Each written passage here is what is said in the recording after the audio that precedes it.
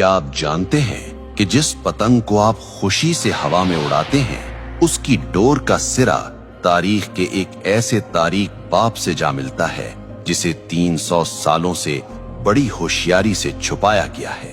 ہم اسے بسنت کہتے ہیں، ہم اسے ثقافت کہتے ہیں، لیکن تاریخ کی پرانی کتابیں کچھ اور ہی کہانی سنا رہی ہیں۔ کیا یہ واقعی بہار کا جشن ہے یا پھر ایک ایسے شخص کا ماتم جس نے تاریخ میں مذہبی نفرت کی بنیاد رکھی تھی؟ آج ہم جذبات کی نہیں، ثبوتوں کی بات کریں گے۔ آج ہم تاریخ کے اس بند دروازے کو کھولیں گے اور آپ کے سامنے وہ حقائق رکھیں گے جو شاید آپ سے ہمیشہ چھپائے گئے۔ ہماری کہانی کا آغاز آج کے لاہور سے نہیں بلکہ 1734 عیسوی یعنی 1734 AD کے سیالکوٹ سے ہوتا ہے۔ یہ مغل بادشاہ محمد شاہ رنگیلا کا دور تھا۔ سیالکوٹ کے ایک مدرسے میں مسلم اور ہندو بچے ساتھ پڑھتے تھے۔ تاریخی کتابوں کے مطابق ایک دن بچوں میں بحث چھڑ گئی۔ مسلم بچوں نے اپنی روایات کی بات کی تو جواب میں ایک ہندو طالب علم حقیقت رائے نے کچھ ایسے الفاظ کہے جو انتہائی گستاخانہ تھے۔ اس نے نعوذ باللہ نبی کریم صلی اللہ علیہ وسلم کی لخت جگر سیدہ فاطمۃ الزہرا رضی اللہ عنہا کی شان میں نازیبا کلمات کہے۔ یہ بات پورے شہر میں آگ کی طرح پھیل گئی۔ یہ واقعہ کوئی افسانہ نہیں ہے، اس کے ثبوت تاریخ کی مستند کتابوں میں موجود ہے۔ لالا سوہن لال سوری جو سکھ دور کے سرکاری مورخ تھے، انہوں نے اپنی کتاب عمدۃ التواریخ کی جلد اول میں اس واقعے کو تفصیل سے لکھا ہے۔ اسی طرح مشہور مصنف گنیش داس وڈیرا نے اپنی کتاب چار باغ پنجاب میں اس گستاخی کا ذکر کیا ہے۔ معاملہ حاکم لاہور زکریا خان کے پاس گیا۔ ہزاروں کا مجمع عدالت کے باہر موجود تھا۔ شہر کے قاضی نے فتویٰ دیا کہ اس جرم کی معافی صرف ایک صورت میں ہو سکتی ہے کہ حقیقت رائے اسلام قبول کر لے، لیکن اس نے انکار کر دیا۔ قانون کے مطابق اسے سزائے موت سنائی گئی اور تاریخ بتاتی ہے کہ جس دن حقیقت رائے کو سزا دی گئی وہ بسنت پنچمی کا دن تھا۔ اب یہاں یہ جاننا ضروری ہے کہ بسنت پنچمی اصل میں ہے کیا؟ ہندو تقویم کے مطابق یہ بہار کی آمد کا پہلا دن ہوتا ہے۔ بسنت کا مطلب ہے بہار اور پنچمی کا مطلب ہے 5واں دن۔ یہ دن علم اور فن کی دیوی سرسوتی کی پوجا سے منسوب ہے۔ اس دن ہر طرف زرد رنگ نظر آتا ہے۔ لوگ زرد کپڑے پہنتے ہیں اور پیلے پکوان بناتے ہیں کیونکہ زرد رنگ سرسوں کے کھلتے ہوئے پھولوں اور زندگی کی علامت سمجھا جاتا ہے۔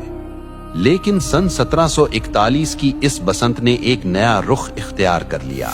جس دن پورا شہر بہار کے رنگوں میں رنگا تھا، ہندو برادری نے حقیقت رائے کی موت کی وجہ سے اس دن کو یوم سوگ منا لیا۔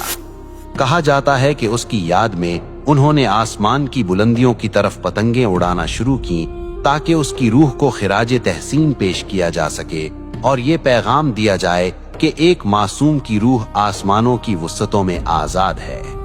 یہ تھا وہ بیج جو ایک مذہبی جشن کے اندر ایک خاص واقعے کی یاد اور نفرت کی زمین میں بویا گیا تھا۔ لیکن حیرت کی بات یہ ہے کہ وہ دن جو ایک موت کے دکھ میں سوگ کے طور پر شروع ہوا تھا، وہ وقت کی دھول میں دب کر ایک عظیم الشان جشن میں کیسے بدل گیا؟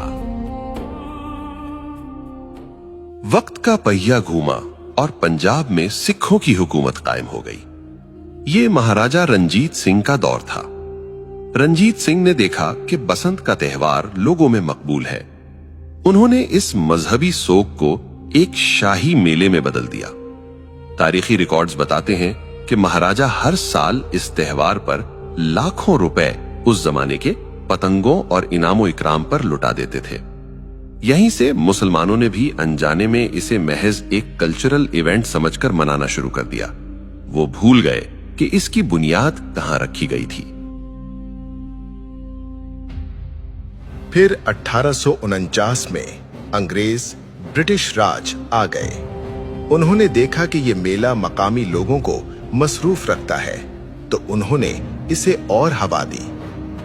अंग्रेजों के दौर में लाहौर के अंदर बाकायदा बसंत क्लब बन गए। छतों पर होने वाली पार्टियां और होटलों में होने वाले रक्स अब लाहौर की पहचान बन चुके थे। 1947 में पाकिस्तान बना, लेकिन अफसोस हम जमीन तो ले आए मगर कुछ रस्में सरहद के उस पार से अपने साथ ले आए। और फिर इस त्योहार ने अपना असली खूनी रंग दिखाना शुरू किया। आजकल एक दलील दी जाती है कि जी हम केमिकल डोर इस्तेमाल नहीं करते, हम तो सादा धागा इस्तेमाल करते हैं। ये एक बहुत बड़ी गलतफहमी है। साइंस कहती है कि जब धागे पर कांच और केमिकल लगकर हजारों फुट की बुलंदी पर तनता है और हवा का दबाव उस पर पड़ता है तो वो तनाव की वजह से एक आरी जितना तेज हो जाता है। जब वो मोटरसाइकिल पर जाते हुए किसी इंसान के गले से टकराता है तो वो केमिकल हो या ना हो, वो शाहरग काट देता है। ये महज हादसा नहीं होता, ये कत्ल है। आइए जज्बाती बातों को छोड़कर आदादो शुमार स्टैटिस्टिक्स देखते हैं।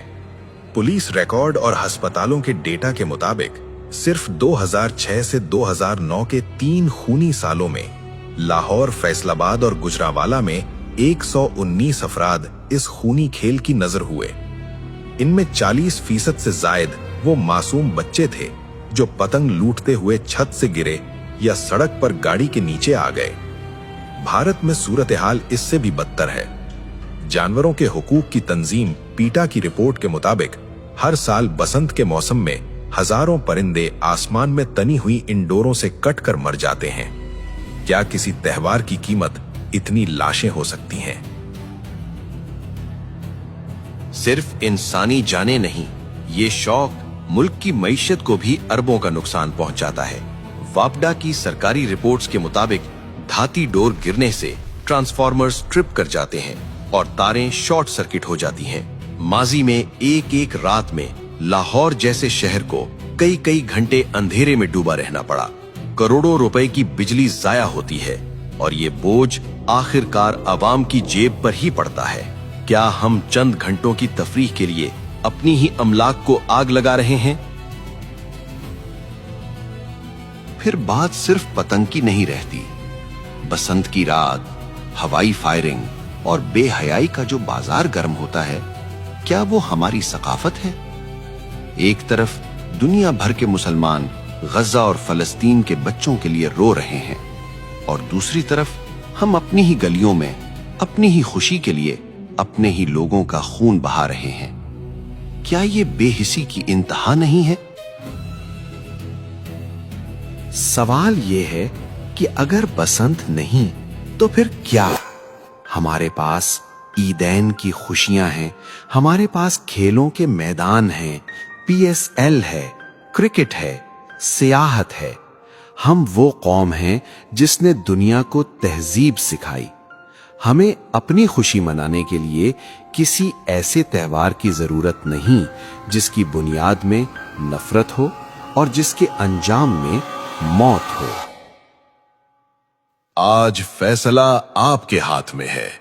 जब आप बाजार से डोर खरीदें तो एक बार सोच लीजिएगा, कहीं आपके पैसे किसी मां की गोद उजाड़ने के काम तो नहीं आ रहे।